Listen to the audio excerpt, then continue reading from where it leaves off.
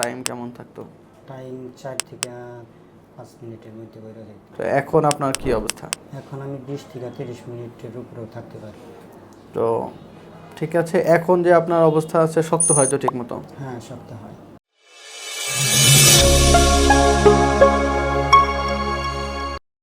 আসসালামু আলাইকুম, hair treat hair transplant clinic থেকে ডাক্তার জাকারিয়া বলছি। আমরা আমাদের একজন পেশেন্টের আজকে কথা শুনবো।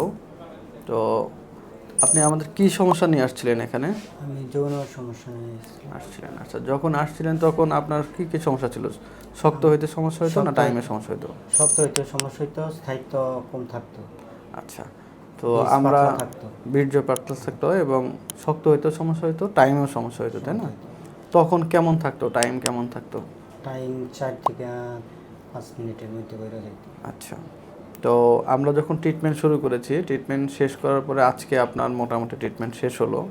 তো এখন আপনার কি অবস্থা? এখন আমি 20 থেকে 30 মিনিটের উপরেও থাকতে পারি। থাকতে পারেন? এটা কি সত্য বলতেছেন না? একদম শক্ত। 20 থেকে 30 মিনিট থাকতে হ্যাঁ, পারেন। হ্যাঁ। আর এমনি শক্ত ঠিক আছে? হ্যাঁ, শক্ত ঠিক আছে। আচ্ছা, তো আমাদের যে ট্রিটমেন্ট এটাতে আপনি সন্তুষ্ট কিনা? আমি সন্তুষ্ট। তো সুপ্রিয় দর্শক, আমরা ভিডিও করার উদ্দেশ্য যেটা, সেটা হলো যে আপনারা অনেকেই এই ধরনের সেক্সুয়াল সমস্যায় ভোগেন, কিন্তু দেখা যায় যে লজ্জার কারণে আপনারা ডাক্তারের কাছে না গিয়ে বিভিন্ন ধরনের হার্বাল এবং কবিরাজের কাছে যান।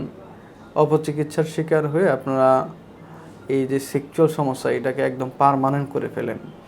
সো আপনাদের কাছেও অনুরোধ থাকবে যে আপনারা আপনার যে নিকটস্থ ডাক্তার আছে তাদের কাছে আগে যান। আপনার যে সমস্যা সেই অনুসারে আপনাকে যদি ওষুধ দিতে হয় ওষুধ দিবে, ইনজেকশন দিতে হলে ইনজেকশন দিবে। বিভিন্ন ধরনের ট্রিটমেন্ট এখন আছে, এই ট্রিটমেন্টগুলো নিলে আপনি সুস্থ থাকতে পারবেন। তো এই বিষয়গুলো মাথায় রাখতে হবে। এই যে ট্রিটমেন্ট ব্যবস্থা, এটার মাধ্যমে তো সুস্থ হওয়া সম্ভব, তাই না? সম্ভব। সম্ভব।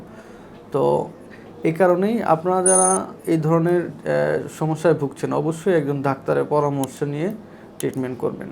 এই ভিডিও করার উদ্দেশ্যই মূলত এইটা, যাতে আপনাদের ভেতরের সচেতনতাটা খুব ভালোভাবে হয়।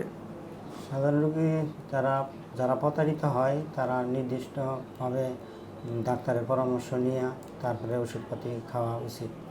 এনিহাও মানে যে কোনো ওষুধপাতি খাওয়া ঠিক না। ঠিক না।